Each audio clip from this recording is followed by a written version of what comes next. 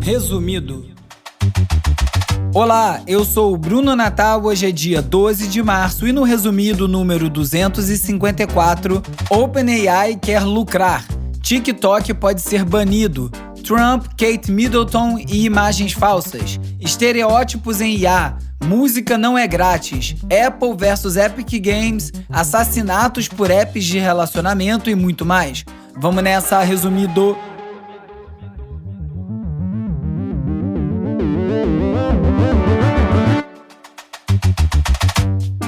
Olá, resumista! Esse é o Resumido, um podcast sobre cultura digital e o impacto da tecnologia em todos os aspectos das nossas vidas. Como eu venho falando nos últimos episódios, vem aí a newsletter do Resumido, O Futuro Explicado. Só vou lançar quando chegar a 2.000 assinantes, é sério. Então não deixe de participar, de assinar. É só você visitar resumido.cc, lá tem um link para assinar. Se você quiser ir direto, é só você ir em resumido.ghost.io e assinar. Aproveita que ainda é de graça. Eu também vou postar o link para assinar nas redes sociais do Resumido. Conto com você, hein? This is the current state of the music industry. It is very real. Vamos de cultura digital e como nosso comportamento online ajuda a moldar a sociedade. People of average or poorer economic backgrounds can't afford to be struggling artists in an age where your music literally makes no money. Esse que você ouviu foi o Anthony Fantano, um comentarista muito conhecido de música no YouTube, falando sobre as críticas feitas pelo James Blake e pelo The Last Dinner Party sobre o estado da indústria da música. O músico inglês James Blake, um dos favoritos da casa, deu a real no Twitter sobre a falta de grana que rola na música hoje em dia. Numa série de posts, ele desabafou sobre como tá difícil ganhar dinheiro com música, já que os serviços de streaming pagam muito pouco e as gravadoras estão exigindo uma porcentagem cada vez maior dos lucros, sem oferecer o suporte necessário. Ele diz que plataformas como o TikTok, que se apresentam como aliadas dos artistas, também não pagam os músicos de forma justa. E o Blake mencionou que o custo das turnês está se tornando proibitivo para muitos artistas e criticou a mentalidade de que os músicos devem só se contentar com a exposição que eles têm quando viralizam e encontrar outra maneira de gerar renda, já que o James Blake relembra que os músicos têm que poder viver da música mesmo, né? E ele disse ainda que não é um desabafo só dele, é um problema que está pegando artistas no mundo todo. A questão toda pode ser sintetizada na frase que abriu a sequência de tweets do Blake. A lavagem cerebral funcionou e agora as pessoas pensam que a música é de graça. E esse não é exatamente um problema novo, né? Em 2022, o Guardian publicou um artigo chamado "Você está fazendo isso puramente pela exposição, porque muitos músicos não podem mais se dar ao luxo de fazer turnês". E esse artigo já abordava esse cenário bem tenebroso, onde os músicos estão com muita dificuldade para financiar a turnê por conta dos custos elevados, pelos obstáculos relacionados aos locais, o impacto do Brexit no Reino Unido, né, no caso do Guardian, falando dos artistas do Reino Unido, e principalmente também da pandemia, que ainda era recente naquela época do artigo. A tendência atual são os artistas menores não conseguirem mais arcar com os custos de fazer uma turnê, ou por isso, ou eles cancelam, ou eles acabam reduzindo a agenda de shows. Os artistas ainda têm essa pressão de promover os discos, as turnês, sem parar nas redes sociais para conseguir se manter visível para o público. E do jeito que vai precisar acontecer uma mudança bem grande no sistema para isso aí se ajustar. Eu já tentei, né? Eu fui um dos cofundadores do Queremos, uma plataforma de produção de shows, de realização de shows aqui no Rio, que juntava o público para conseguir trazer os artistas que queria. Deu muito certo por muito tempo aqui no Rio. A gente acabou levando essa ideia para os Estados Unidos e lá foi muito difícil implementar a mesma ideia porque é uma indústria muito estabelecida e dizia que não precisava de nada assim. Então, para mim, que há 10 anos já tentava apontar para essa questão de precisar aproximar os artistas do público e ser mais preciso nessa conexão para poder realizar o show ao vivo, vejo uma matéria dessa do Guardian falando de alguns artistas que alguns a gente até trabalhou e trouxe, outros eu tive reunião e os seus agentes diziam que isso não era preciso e agora estão aí, sem conseguir fazer show. Artista precisar de mais investimento não chega nem a ser novidade, né? E outra coisa que também não é novidade é a dependência que os artistas têm das grandes gravadoras. Mesmo quando eles não estão nem diretamente relacionados a essas gravadoras, pode ser através de um selo, um subselo. Um bom exemplo é o atual desentendimento entre a Universal Music Group e o TikTok. A gravadora não renovou seu contrato de licenciamento, o TikTok começou a tirar o áudio de todos os posts que tem música da Universal e os principais prejudicados acabam sendo os artistas. A decisão da Universal veio depois de impasse na negociação sobre pagamentos e também sobre as proteções contra a IA que o TikTok deveria dar para essas músicas. Muitos artistas foram pegos de surpresa e essa perda de visibilidade na plataforma preocupa principalmente os independentes, que já têm muita dificuldade financeira e acabam usando o TikTok como uma ferramenta bem importante para a divulgação. Mesmo assim, as associações representantes dos selos independentes aplaudiram a decisão da Universal e esperam que isso aí leve a modelos de compensação mais justos. Vamos ver quem ganha essa queda de braço. Essa situação sublinha a tensão entre a necessidade de exposição dos artistas emergentes e o desejo de compensação justa pelo uso das suas obras. Como se essas duas coisas não pudessem conviver, me parece que deveria. É a velha história do Davi contra o Golias, só que agora com curtidas e visualizações de uma galera tentando entender como é que faz para dar uma pedrada no olho dos boletos no fim do mês.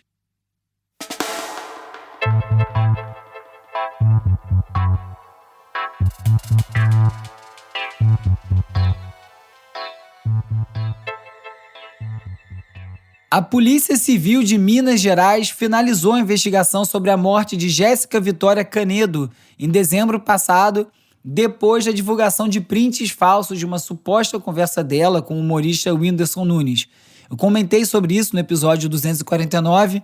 Foi aquele caso da menina que se suicidou depois de supostas conversas dela com o youtuber Whindersson Nunes vazarem e serem publicadas pelas redes sociais do Choquei.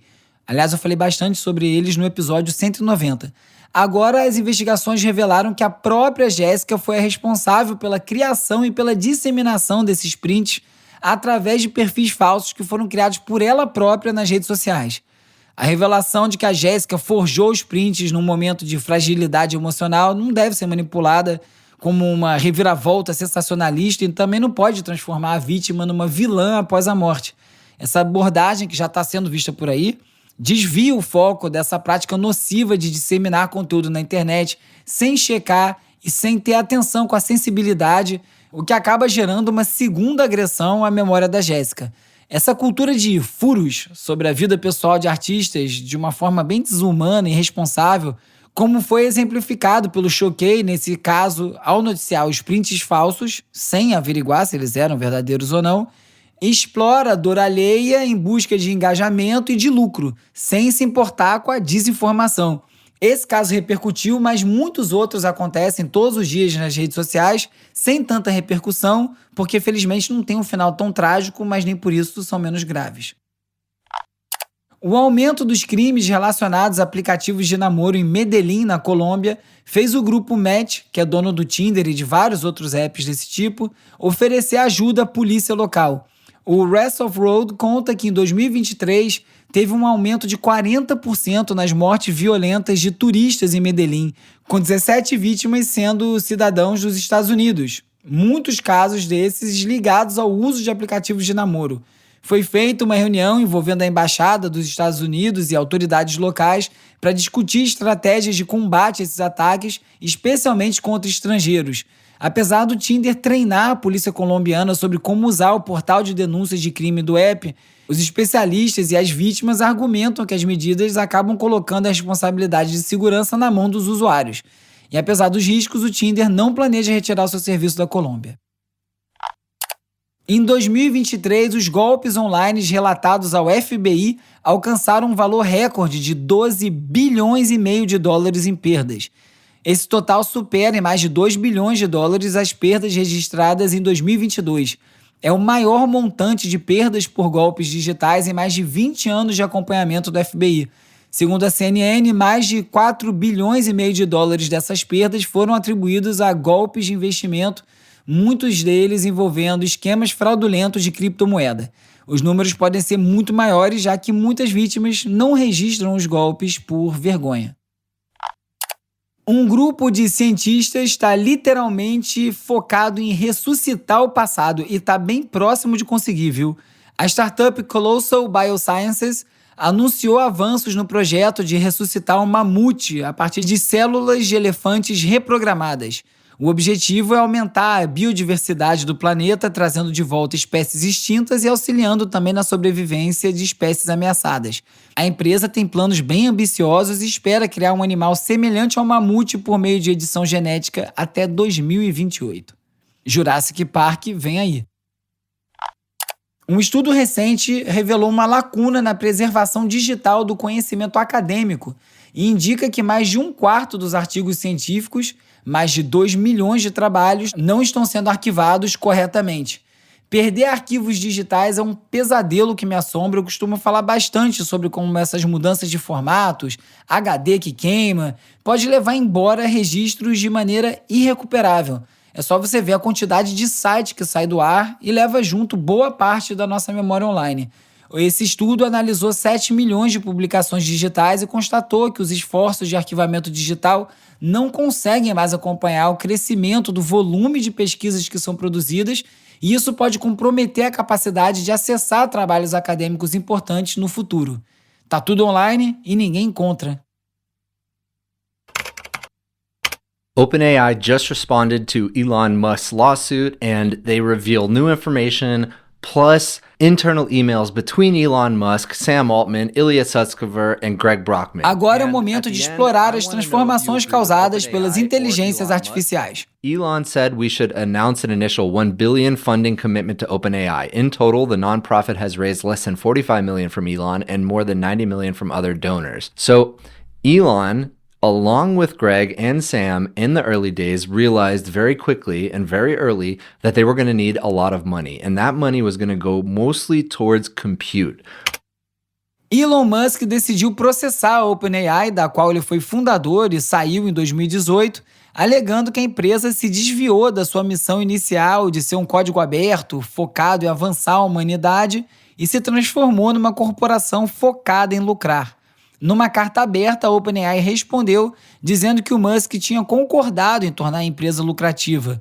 Vários e-mails foram revelados e mostram que o Musk, além de concordar com a direção proposta, também sugeriu até uma fusão com a Tesla para poder ter controle total da startup. O argumento do Sam Altman e dos outros 4 fundadores é de que a construção de uma inteligência artificial geral, que é algo comparável à inteligência humana, necessita de investimentos altos, que são incompatíveis com uma estrutura sem fins lucrativos. Sem nem acreditar na probabilidade de sucesso da OpenAI, o Musk chegou a cravar em menos de 1% as chances da empresa dar certo. Ele propôs um financiamento inicial de $1 bilhão e contribuiu com 45 milhões dos 90 milhões que foram levantados. A OpenAI disse que mesmo sem ser código aberto, esse compromisso seguiria sendo beneficiar a todos com inteligência artificial, não necessariamente compartilhando seus códigos. Como é típico dele, o Musk correu para postar no X e disse que ia retirar o processo se a OpenAI mudasse o seu nome para Closed AI, ou IA fechada. Muito maduro, né? Esse tipo de discussão talvez explique porque a confiança nas IA e nas empresas que estão por trás delas está em queda, tanto nos Estados Unidos quanto no resto do mundo, segundo a Axios. Pelo menos é isso que indica uma pesquisa da Edelman.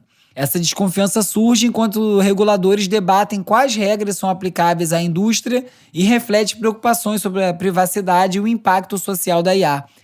De acordo com a pesquisa, a confiança das empresas de IA caiu de 61% para 53% em 5 anos, enquanto nos Estados Unidos essa queda foi ainda mais aguda, chegando a 15 pontos percentuais. Curiosamente, países em desenvolvimento veem a IA de forma mais positiva do que os desenvolvidos.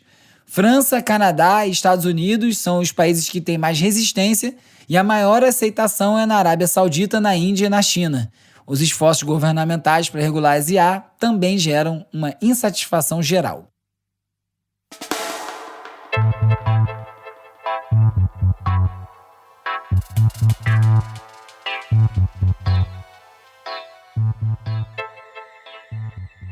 Ao contrário do que pode parecer, ainda não é fácil assim ganhar dinheiro com IA. informa o Tecnoblog. Investir em inteligência artificial generativa tem sido a grande aposta das Big Tech, mesmo que o retorno financeiro ainda esteja meio distante. Google e Microsoft já viram as suas ações caírem por conta das altas expectativas dos investidores que ainda não foram atendidas. O desenvolvimento e a manutenção de sistemas de IA são bem caros. Especula-se, inclusive, que o acordo entre a Microsoft e a OpenAI gira em torno de 13 bilhões de dólares. E o problema não é só dinheiro. O setor também enfrenta desafios legais, como processos por uso indevido de material protegido por direitos autorais no treinamento das IA. Enquanto isso, empresas como a NVIDIA lucram fornecendo chips essenciais para o treinamento de IA. E mesmo com tantas dificuldades, IA segue sendo a aposta principal do mercado. A profissão de engenheiro de prompt mal nasceu e já ficou obsoleta, ironicamente por conta da própria IA. Engenharia de prompt é a especialidade em desenvolver comandos efetivos para poder fazer pedidos para IA. A Spectrum diz que agora que os próprios modelos de IA já são capazes de otimizar os seus próprios prompts, a coisa fica mais difícil para os humanos. Novos estudos sugerem que a otimização automática por modelos pode superar o método manual e reduzir a necessidade de engenheiros de prompts humanos. Foi bom enquanto durou. Um novo estudo revelou que modelos de linguagem de grandes empresas como a OpenAI, Meta e o Google apresentam racismo velado contra falantes do inglês afro-americano, diz o Gizmodo. Pesquisadores descobriram que esses modelos associam falantes do inglês afro-americano a empregos de menor qualificação e também têm maior probabilidade de condená-los à morte em simulações judiciais. Eita! Embora não demonstrem racismo aberto e também associem atributos positivos aos afro-americanos, esses modelos revelam preconceitos negativos baseados no modo de falar, sugerindo que o racismo se tornou mais sutil, encoberto, com potencial de prejudicar ainda mais os afro-americanos no futuro. Nos Estados Unidos, 5 alunos do ensino médio de Beverly Hills foram expulsos após usarem IA para criar e disseminar imagens falsas de nudez de 16 colegas. O incidente, investigado pela escola Beverly Vista Middle School e pela polícia desde fevereiro, levantou debates sobre o uso ético da tecnologia. Embora nenhuma prisão tenha sido feita, essa expulsão marca um ponto de virada no tratamento público de casos de deepfake nas escolas. Aqui no Brasil, até onde eu averiguei, nenhum dos casos recentes terminou em expulsão dos envolvidos. Esse caso é só mais um de uma proliferação de conteúdo deepfake que tem como alvo crianças e com impacto quase sempre sobre as mulheres. Segundo a Folha, o ChatGPT reforça estereótipos e preconceitos ao gerar imagens de mulheres brasileiras como magras, bronzeadas e usando acessórios coloridos. É um problema decorrente da falta de diversidade nos dados de treinamento. Os especialistas sugerem que as empresas podem solucionar essa questão investindo numa curadoria de dados mais diversificada. A revisão humana dos dados também pode minimizar esses vieses, mas as empresas vão precisar ser bastante pressionadas para adotar essa abordagem, já que é algo bem caro. É nesse tipo de questão que a regulação deve atuar. E não são só as imagens. Um estudo da Unesco mostrou que IAs generativas, especialmente modelos de linguagem da OpenAI e da Meta, reforçam estereótipos de gênero, associando mulheres a tarefas domésticas mais frequentemente do que homens. A análise também identificou vieses raciais e homofóbicos, com os estereótipos negativos mais perceptíveis em modelos abertos como GPT-2 e Llama 2. A Câmara dos Deputados aprovou um projeto que torna mais severa a punição para a violência psicológica contra mulheres envolvendo o uso de IA ou outras tecnologias. O projeto de lei quer aumentar a pena em 50% em casos do tipo, incluindo aí a divulgação de imagens íntimas ou cenas de estupro.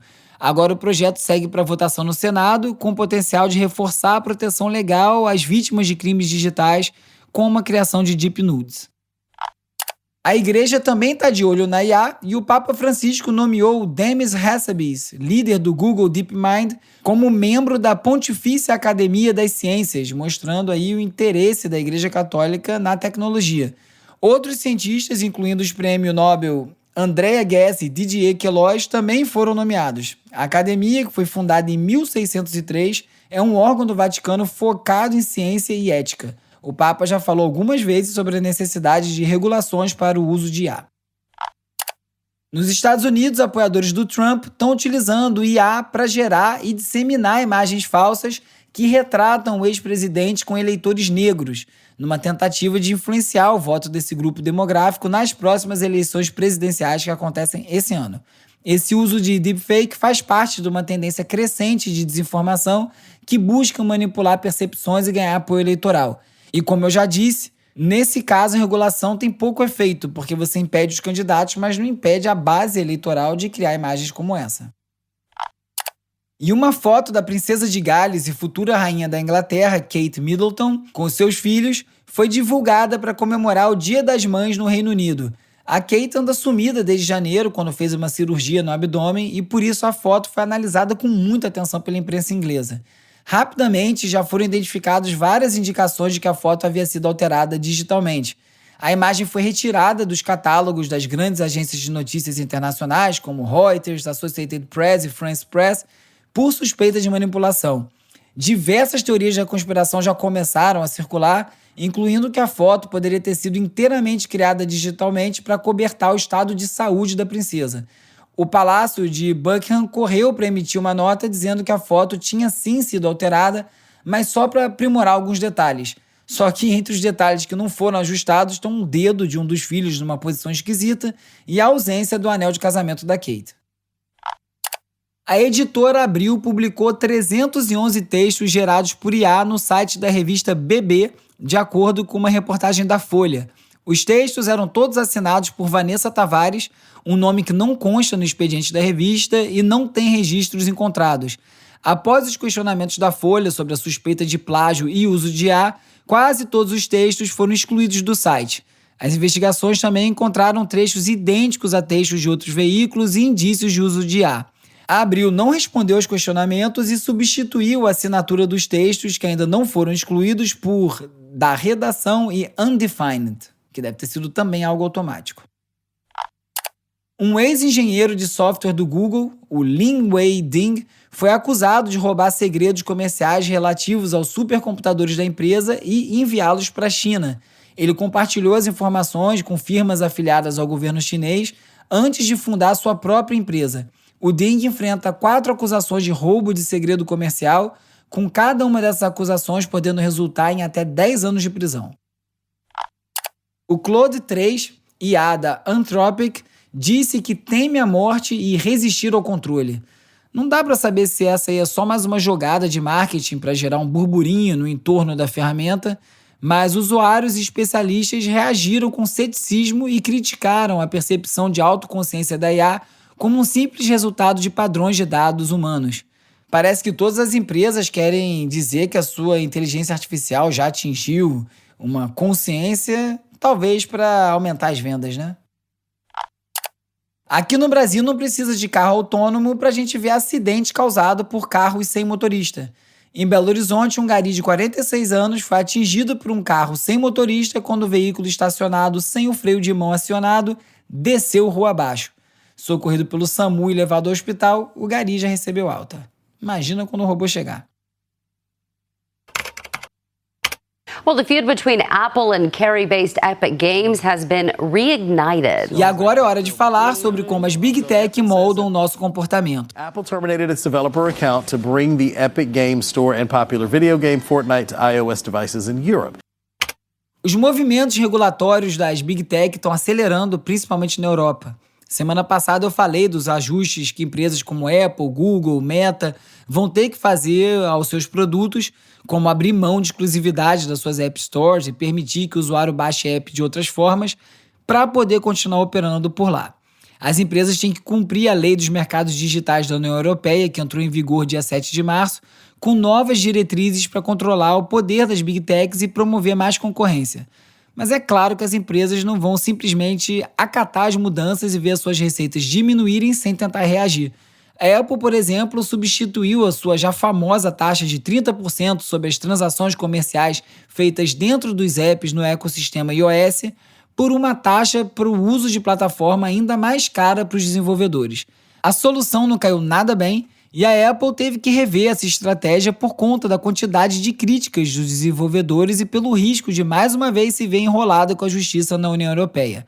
Entre as novas regras da Apple estava a exigência de uma carta de crédito para quem quisesse criar as lojas alternativas para a venda de aplicativos, o que ia dificultar demais alguém conseguir implementar uma loja dessas. O CEO da Epic Games, o Tim Sweeney, que liderou os questionamentos sobre a taxa da App Store, que acabaram contribuindo para essas mudanças feitas na Europa, também fez críticas sobre as regras para as lojas de aplicativos alternativos na iOS. A Apple não gostou e, como retaliação, encerrou a conta de desenvolvedor da Epic, chamando a empresa de comprovadamente indigna de confiança. Lógico que isso aí pegou muito mal, a Apple já reverteu a decisão depois que a União Europeia disse que ia investigar o assunto e também permitiu que a Epic abra a sua própria loja de apps para iPhones e iPads na União Europeia. Isso vai facilitar o retorno do Fortnite para os aparelhos da Apple quase 4 anos depois da remoção da App Store, justamente por conta da disputa sobre a taxa de 30% sobre as compras feitas dentro do app.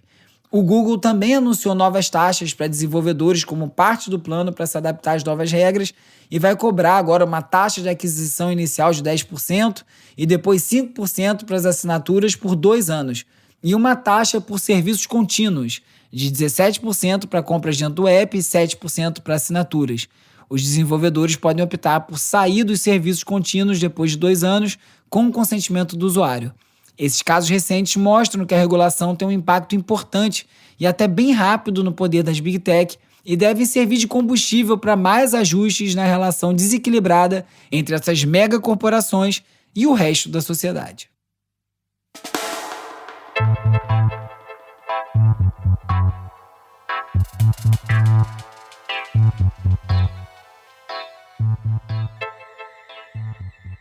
Ao contrário do Facebook e do X, que reduziram o apoio ao setor de notícias, o LinkedIn vai aumentar os seus investimentos em jornalismo.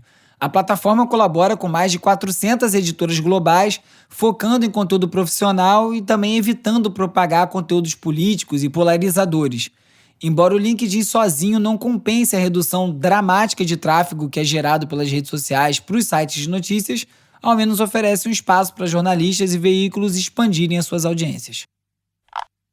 Nos Estados Unidos, um novo projeto de lei denominado Ato de Proteção aos Americanos contra Aplicativos Controlados por Estrangeiros Inimigos, que nome, propõe banir o TikTok e outros apps vinculados a países considerados ameaças, como China e Rússia.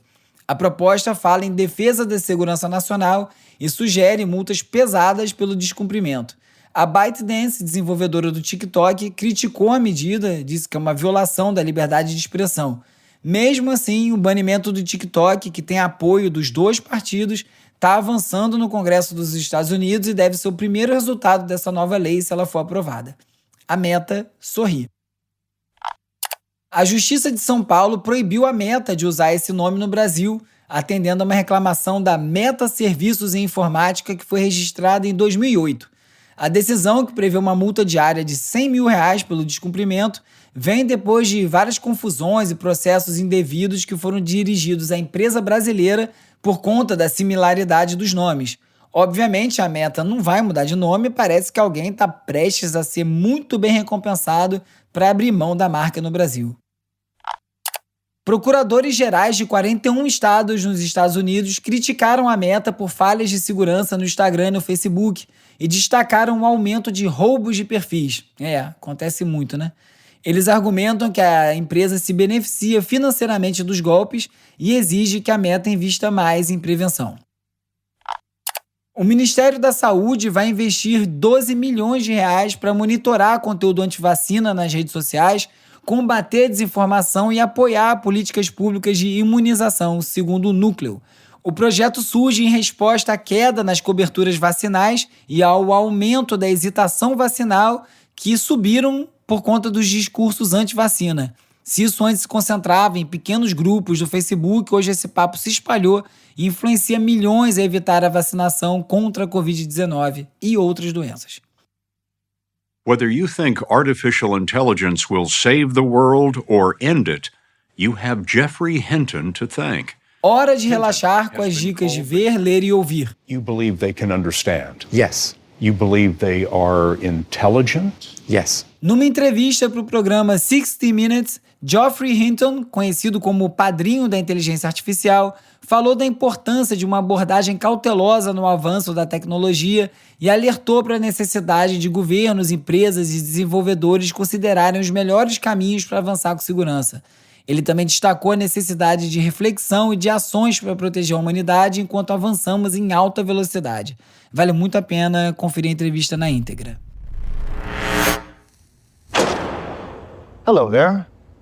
I'm here to show you a wonderful place. Ao menos pelo trailer, Fallout, a nova série da Amazon, que é baseada na franquia de games do mesmo nome, levou a estética retrô do universo pós-apocalíptico do jogo bem a sério. Liderado por Jonathan Nolan e Lisa Joy, que fizeram um nome com a série Westworld, Fallout acompanha Lucy, uma moradora de um abrigo subterrâneo criado para resistir a uma guerra termonuclear, na sua aventura pelas terras devastadas, cheias de habitantes peculiares que construíram uma nova vida. Quero ver essa, hein?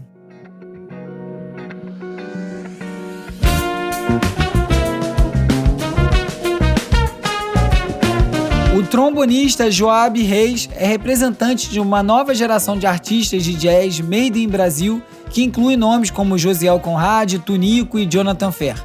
Joab Reis faz um som que dialoga com hip hop e também celebra os pioneiros como a banda Black Rio e o Azimuth. Além do sopro fluido e elegante do Joab, que hoje mora no Rio, quem prestar atenção no disco vai reparar que ele tem faixas chamadas Aquidaban, Vila Rica e Baixo Guandu, que são na verdade nomes de bairros de Cachoeiro de Itapemirim, no Espírito Santo, de onde também vem o rei Roberto Carlos. Nesse episódio, você ficou sabendo que a OpenAI quer lucrar do possível banimento do TikTok nos Estados Unidos, da circulação de imagens falsas envolvendo figuras públicas como Trump e Kate Middleton, dos estereótipos perpetuados pelos sistemas de IA, do debate sobre o estado da música, do confronto legal entre Apple e Epic Games, da associação entre aplicativos de relacionamento e casos de assassinato na Colômbia e muito mais. Se você gosta do Resumido, você pode colaborar através do catarse.me/resumido, fazendo uma assinatura, ou você pode também apoiar sem gastar, recomendando para mais gente. Você ajuda o Resumido a chegar mais longe e também não deixe de curtir, assinar, seguir, dar 5 estrelinhas e deixar uma resenha na plataforma que você estiver escutando esse episódio agora. E também não deixe de seguir as redes sociais do Resumido, @resumido.podcast no Instagram, no Threads, no TikTok e @urbiurbe no Twitter. O Resumido tem o apoio do Instituto Vero. É produzido e apresentado por mim, Bruno Natal. O roteiro é escrito por mim e pelo Agenor Neto, com a colaboração do Carlos Calbuque Albuquerque. A edição e mixagem é feita pelo Hugo Rocha e as redes sociais são editadas pelo Lucas Vasconcelos, com design do Thiago Duarte e animações do Peri Selmanman. A foto da capa é do Jorge Bispo e o tema original foi composto pelo Gustavo Silveira. Eu sou o Bruno Natal, obrigado pela audiência e semana que vem tem mais Resumido. Vá lá e assina a newsletter, resumido.ghost.io. Obrigado. Esse podcast é apoiado pelo Instituto Vero. Resumido.